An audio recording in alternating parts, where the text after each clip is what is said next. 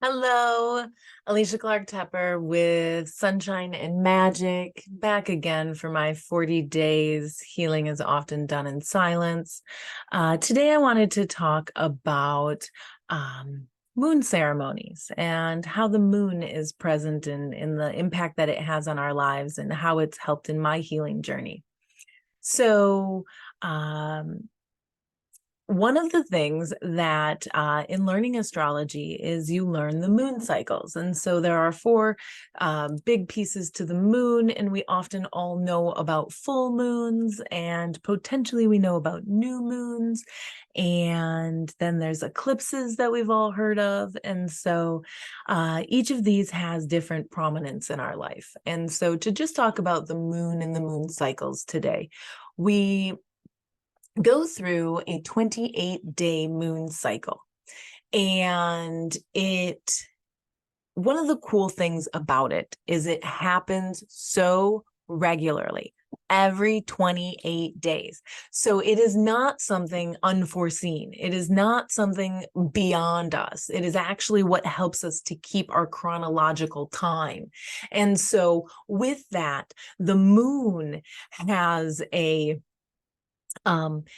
when it makes its transition around the zodiac, it spends 2.5 days approximately in each sign.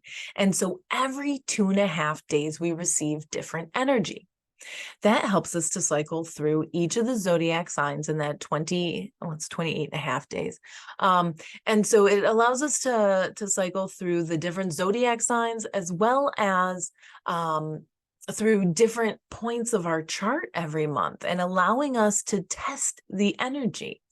And so as that moon is moving around, we notice, and I have worksheets if anybody would like to receive them in correspondence with how each of the elements is within our chart each month. But we have a time where we're more fire element oriented. We have a time where we're more air element oriented, a time where we're water element, and where we're earth element. How does each one of those play out and make a difference in our lives? And why have I noticed it to be helpful in my healing journey? Is because when you sink into those cycles of fire, earth, air, and water, when it's fire, we tend to have more imagination, creativity, action, inspiration, and the ability to move and do more, an active energy with the fire signs. And then when we are experiencing the earth signs, I tell you what, my laundry, my dishes, my cleaning, my everything is done early in the morning so that that's taken care of and I can get other things checked off my to-do list. Manifesting, actually making physical changes in life. That's during the earth symbols, during the earth element moons. And then when we have the air signs, those are great times for communication. Those are the best times for us to be out there talking about ourselves, out there doing things that create an ability to get our message across. And then when we are experiencing the water signs, they are the times where we want to be more inward. Oftentimes, they are the times where we're doing a deeper dive. Our sanctuary is more important. There are times where we want to move back from being so active out in the world. And so knowing when those times are coming up and knowing when to push forward with our energy and knowing when it may be a better time to not schedule the TED Talk that you're doing on a Cancer moon or moon day. And because those are days where you're going to want to be in your sanctuary and you're going to want to be covered in a blanket and curled up with your favorite book and doing things that are more comforting to you and with your family potentially, as opposed to being out on stage talking to a group in public that you don't know. So those are better air days doing that, or fire days doing that, because that's when the activity and energy is moving. So knowing where they fall allows you the ability to percolate through your week, your month, your future planning, the ability to harness the energy in the best way that you possibly can.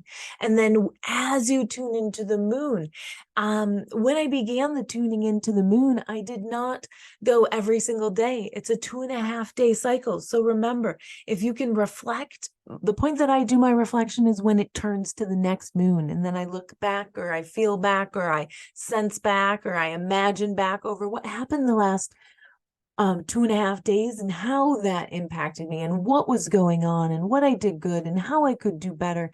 And then I can take that forward into the next one. And then I see the reaction and how that works. And this goes back to journaling and helping to keep track of what you've been doing. But then you can look at that and see how the next one is going to play out.